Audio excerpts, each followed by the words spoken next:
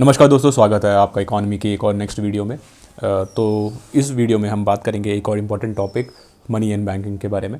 तो चलिए शुरू करते हैं। मनी एंड बैंकिंग में हम सबसे पहले पढ़ते हैं एमपीसी यानी मॉनेटरी पॉलिसी कमेटी। ये कमेटी का जो सिफारिश थी किसने की थी, याद रखिएगा, उर्जित पटेल जी ने, जो हमारे आरबीआई के एक्स गवर्नर रह चुके हैं। तो उर्जित पटेल जी ने was the first who propose the idea of monetary policy committee. ये कमेटी जो होती है एक 5 मेंबर की कमेटी होती है जो कि आरबीआई बनाती है। और जो मॉनेटरी पॉलिसी कमेटी होती है ये कब से लागू हुई है, क्वेश्चन बन सकता है कि when did this committee come into force. तो ये थी 27 मार्च 2016। ठीक है, ये क्वेश्चन बहुत इंपॉर्टेंट है। 27 मार्च 2016 से मॉनेटरी पॉलिसी कमेटी कार्यरत है। जो आरबीआई गवर्नर होते हैं वो हमारे मॉनेटरी पॉलिसी के चेयरपर्सन होते हैं। जो ये मॉनेटरी पॉलिसी कमेटी होती है ये 4 बार अपनी जो रिपोर्ट है, अब ये मॉनेटरी पॉलिसी कमेटी का काम क्या होता है। ये मॉनेटरी पॉलिसी कमेटी हमारे मेनली जो इन्फ्लेशन है उसको कंट्रोल करने के लिए, जो इन्फ्लेशन हमारी महंगाई बढ़ चुकी है हमारी इकॉनमी में, उसको कंट्रोल करने का काम करती है। ठीक है, और जो भी हमारी इकॉनमी में कमी है उसको सुधारने का काम करती है। तो उसके लिए वो 4 साल में 4 बार एक रिपोर्ट पेश करती है जिसमें वो repo rate, reverse repo rate, MSF यानी कि मार्जिनल स्टैंडिंग फैसिलिटी और बैंक रेट को चेंज या फिर कम बढ़ा सकती है। ठीक है, तो अब बताओ कि जो ये रेपो रेट होता है ये क्या होता है। Repo rate is the rate at which the commercial banks, scheduled commercial banks takes loan from RBI. ठीक है, तो इस रेट पे अगर फॉर एग्जांपल मैं आपको एक सिचुएशन बताता हूँ, अगर मार्केट में इन्फ्लेशन बढ़ चुका है, ठीक है, तो अगर इन्फ्लेशन बढ़ चुका है यानी महंगाई बढ़ चुकी है तो वो उसको कम कैसे करेंगे कि अगर हम मार्केट से यानी कि लोगों से पैसा वापस ले लें। अगर लोगों के पास पैसा ही नहीं होगा तो वो खर्च कैसे करेंगे, और ऑटोमेटिकली जब पैसा ही नहीं होगा, खर्च नहीं करेंगे, तो ऑटोमेटिकली क्या होगा, महंगाई कम हो जाएगी। ठीक है, तो डिमांड और सप्लाई का सिंपल सा कॉन्सेप्ट है, ये मैनेज करना होता है। तो इसलिए आरबीआई क्या करता है, आरबीआई हम पैसा कैसे लेते हैं। हम पैसा लेते हैं, हम जाएंगे बैंक में कि भाई हमें मकान बनाना है, ठीक है, हमें लोन दे दो। ठीक है, तो बैंक हमें लोन देता है। अब बैंक को लोन कौन दे रहा है, बैंक को लोन देता है आरबीआई। ठीक है, बैंक को लोन दे रहा है हमारा RBI. For example HDFC bank है, वो आरबीआई के पास जाता है लोन लेने कि मेरे को पैसा दे दो। ठीक है, तो जिस रेट पे एचडीएफसी ने आरबीआई से लोन लिया उसको हम कहते हैं रेपो रेट। ठीक है, तो ये recently over the years it has been increase. क्यों बढ़ते जा रहा है, देखो पिछले क्वार्टर में ही 6.75 था, अभी ये 0.25 से कम हुआ है, मगर over the years we have seen that the repo rate has been increasing, it has a increasing trend. क्यों, क्योंकि हमें पता है इंडियन मार्केट में महंगाई बढ़ती जा रही है। ठीक है, इसीलिए जो आरबीआई का फैसला ये रहा है कि हम रेपो रेट को बढ़ाएंगे ताकि लिक्विडिटी सक कर सके। लिक्विडिटी यानी कि पैसा इन लिक्विड फॉर्म, मतलब पैसा in real money form, cash form को हम कम कर सकें। अगर बाज़ार में पैसा नहीं होगा तो क्या होगा, उससे हम महंगाई को कंट्रोल कर सकते हैं। ठीक है, रिवर्स रेपो रेट क्या होता है, जब सेंट्रल बैंक किसी कमर्शियल बैंक से पैसा लोन पर उठाता है और उसको जितना इंटरेस्ट देता है उसे रिवर्स रेपो रेट कहा जाता है। ठीक है, और एक बात याद रखिएगा, जो हमारा रेपो रेट होता है ये हमेशा रिवर्स रेपो रेट से ज़्यादा होता है। जो ये रेपो रेट होता है इसकी फुल फॉर्म होता है रीपर्चेसिंग रेट।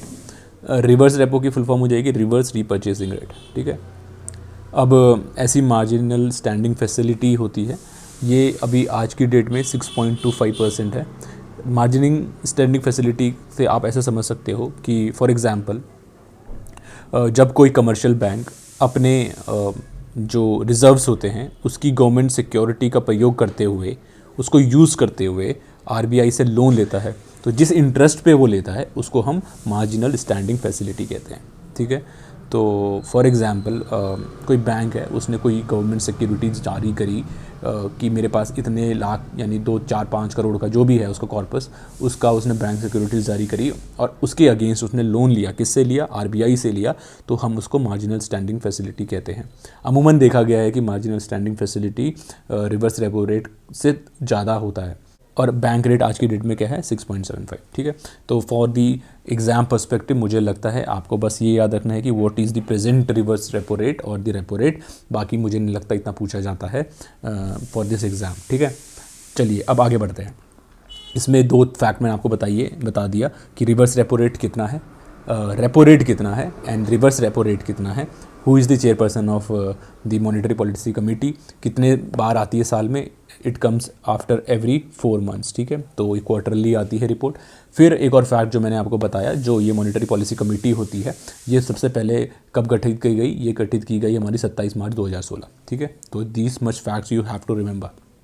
चलिए अब 2013 में क्या हुआ कि MPC जो मॉनेटरी पॉलिसी कमेटी थी, पहले WPI होता है wholesale price index. Wholesale price index क्या काम करता है आप ये बताओ। होलसेल प्राइस इंडेक्स जो होता है, जो भी हमारे गुड्स होते हैं, हमारे सामान है, जैसे कि दूध, दही, खाना, पानी, वस्तु, जो भी चीज़ें वस्तु हैं, वो उनकी उसने एक बास्केट बना ली। फॉर एग्जांपल मैंने बोला कि एक चॉकलेट है, मेरे को डेली चावल खाना है, ठीक है, मेरे को आटा खाना है, मेरे को सब्जी खानी है, इनकी मैंने एक बास्केट बनाने की, मतलब ये ज़रूरत की सामान है, तो इनको मैं क्लब करूँगा, ठीक है। मैंने बोला कि इन फॉर एग्जांपल आज ये 10 रुपये का है, ये 30 रुपये का है, ये 40 रुपये का है, ठीक है। अब मैंने इन सब की बास्केट बना ली कि इतना रुपये खर्चे, यानी कि 10, 20 और 40 कितना हो गया हमारा 70 रुपीज़। ऐसे टोटल आइटम्स हैं आज की डेट में 697। इनकी बास्केट बना ली और उसके बेस में हम डिसाइड करते हैं कि जो ज़रूरतमंद चीज़ें हैं उसके बेस पे हम डिसाइड करते हैं कि क्या इन्फ्लेशन है, तो वो इन्फ्लेशन रेट निकालने के लिए हम कैलकुलेट करते थे। मगर मॉनेटरी पॉलिसी कमेटी आई, मॉनेटरी पॉलिसी कमेटी ने बोला कि नहीं, ये गलत है, क्योंकि WPI में मोस्टली गुड्स का ही काउंट करते हैं, सर्विसेज को तो काउंट कर ही नहीं रहे हैं। इसलिए हमने कंज्यूमर प्राइस इंडेक्स को किया। 2013 में मॉनेटरी पॉलिसी कमेटी ने बोला कि आज के बाद हम WPI को हटा के CPI को यूज़ करेंगे। अब CPI क्या वाला है? CPI is consumer price index, Hindi में से बोलें तो उपभोक्ता मूल्य सूचकांक। इसमें क्या होता है कि विकसित देशों में मुद्रास्फीति की गणना उपभोक्ता मूल्य सूचकांक के आधार पर की जाती है, जिसमें फुटकर वस्तुओं की कीमतों का महत्व दिखता है, ठीक है। इसकी एक बढ़त ये है कि इसमें हम सेवाओं को भी काउंट कर सकते हैं, ठीक है। और इसमें जो क्वेश्चन पूछा गया है अभी कि जो CPI है ये किस में कैलकुलेट किया जाता है, इसकी 2 रिपोर्ट आती है। एक तो मिनिस्ट्री ऑफ लेबर निकालता है, दूसरी ministry of statistics and programme implementation यानी कि MOSPI निकालता है। सेंट्रल स्टैटिस्टिक्स ऑफिस निकालता है, यानी कि ministry of statistics programme and implementation, ये रिपोर्ट निकालता है। ये निकालता है CPI कंबाइंड, यानी कि MOSPI जो निकालता है वो CPI कंबाइंड निकालता है। उसमें 2 रिपोर्ट्स होती हैं, CPI रूरल और CPI अर्बन। ये आपको डेट्स याद नहीं रखना है, आपको ये इसमें आपको फैक्ट्स याद नहीं रखना। मुझे नहीं लगता कि for this exam this is important, but आप ये याद रखिए कौन इस रिपोर्ट को पब्लिश करता है। ऐसे ही मिनिस्ट्री ऑफ लेबर 3 रिपोर्ट करता है, उसका नाम है CPI industrial labour, CPI IL, CPI agricultural labour, CPI AW और CPI रूरल लेबर यानी CPI R, ठीक है। ये चीज़ कौन निकालता है? Ministry of labour. तो ठीक है, तो अगर पूछा जाए CPI IL यानी कि CPI industrial labour is published by ministry of labour और ministry of statistics and programme implementation, तो आपको ये मार्क करना है मिनिस्ट्री ऑफ लेबर, ठीक है। तो ऐसा क्वेश्चन बनते हैं। अब CPI का जो बेस ईयर है, कब से हम कैलकुलेट कर रहे हैं, तो वो है हमारा 2016। ये क्वेश्चन पूछा गया है, याद रखिएगा, this question has been asked many times कि what is the base year for the CPI। Similarly what is the base year of WPI, then it is 2012, ठीक। चलिए अब जो अरिजीत पटेल कमेटी थी, क्वेश्चन और पूछा जाता है कि इन्फ्लेशन की रेंज की जो कमेटी थी वो किसने डिसाइड की थी, तो then it was decided by Arijit Patel committee. फिर एक और फैक्ट है कि फर्स्ट बैंक ऑफ इंडिया में पता है इंपीरियल बैंक ऑफ इंडिया था, bank of Hindustan. First bank of world फिर एक क्वेश्चन है कि बहुत लोगों को नहीं पता होगा, but first bank of world है हमारा स्वेरिगिस रिक्स बैंक, स्वीडन में है। ये 1668 AD में बना था। आई थिंक मैंने थोड़ा सा प्रोनाउंसिएशन में गलती कर दी है, तो प्लीज़ बेयर विथ मी। मगर स्वेरिगिस जो भी होता होगा ये, I think it is written in Swedish, तो स्वेरिगिस रिक्स बैंक। फिर नाबार्ड की स्थापना कब हुई है? NABARD is a bank, agricultural bank, जो कि एग्रीकल्चरल वित्त लोगों को यानी किसानों को मुहैया कराता है। तो नाबार्ड की स्थापना 1982 में हुई है। ऐसे ही बैंक ऑफ हिंदुस्तान, इंडिया का first bank, which is the first bank of India, imperial bank of India और the bank of Hindustan, it is the bank of Hindustan. याद रखिएगा, this question has been asked many times. ठीक है। फिर SBI जो है Indian imperial bank के नाम से जाना गया, ये 1921 में बना। एडी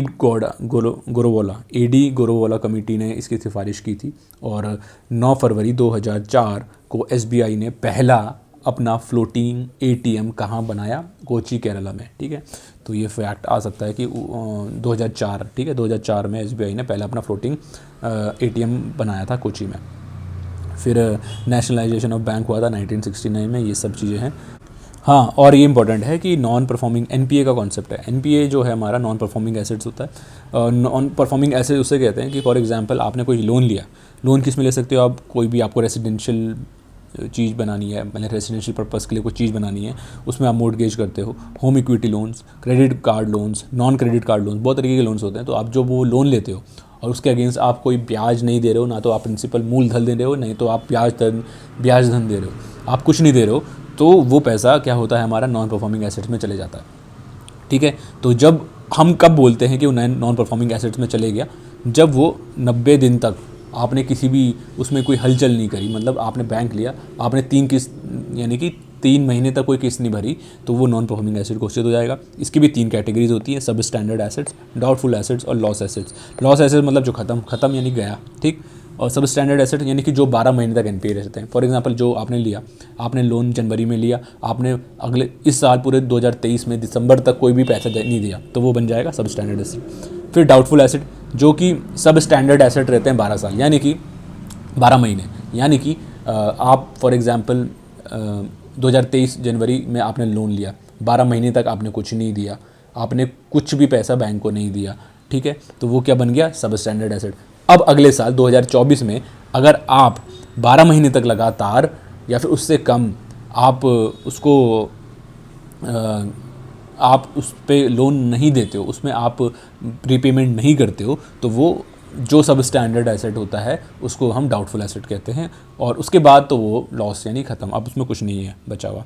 तो उसको काउंट करने के लिए आईबीसी यानी कि इंसॉल्वेंसी बैंक्रप्सी कोड आया था 2017 में। ऐसी एक सरफेसी एक्ट है जिसमें हमने बोला है कि डेट रिकवरी ट्रिब्यूनल्स बनाएंगे, लोक अदालत है, क्रेडिट इंफॉर्मेशन ब्यूरोज़ हैं, ये बहुत सारी चीज़ें हैं जो हम बनाई है अपने for the recovery of NPS. मुझे नहीं लगता this is important from the exam perspective of mains. Pre के हिसाब से मुझे नहीं लगता कि इतना इंपॉर्टेंट है।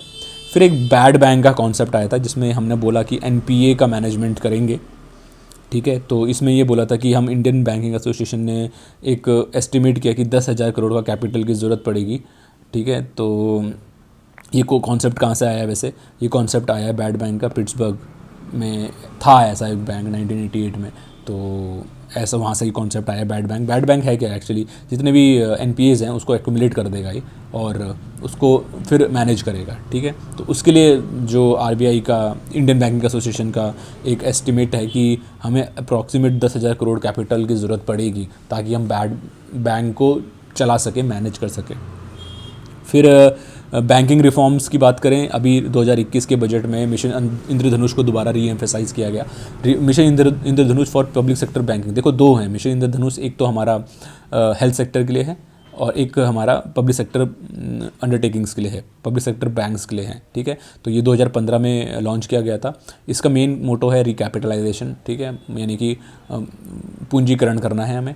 इसके कुछ 5-6 पिलर्स हैं, जैसे कि अपॉइंटमेंट करना है, प्राइवेट सेक्टर बैंक से भी अपॉइंटमेंट करना है, अच्छे एक्सपर्ट्स को बुलाना है, बैंक्स बोर्ड ब्यूरो का अच्छे ढंग से गठन करो, फिर कैपिटलाइजेशन करो, डी स्ट्रेस करो, मतलब बैंक्स को किसी भी एक बैंक में ज़्यादा पैसा ना हो, ज़्यादा स्ट्रेस ना हो, ज़्यादा एनपीएज ना हो, एम्पावरमेंट करना है, फ्रेमवर्क ऑफ अकाउंटेबिलिटी, ये सब वगैरह।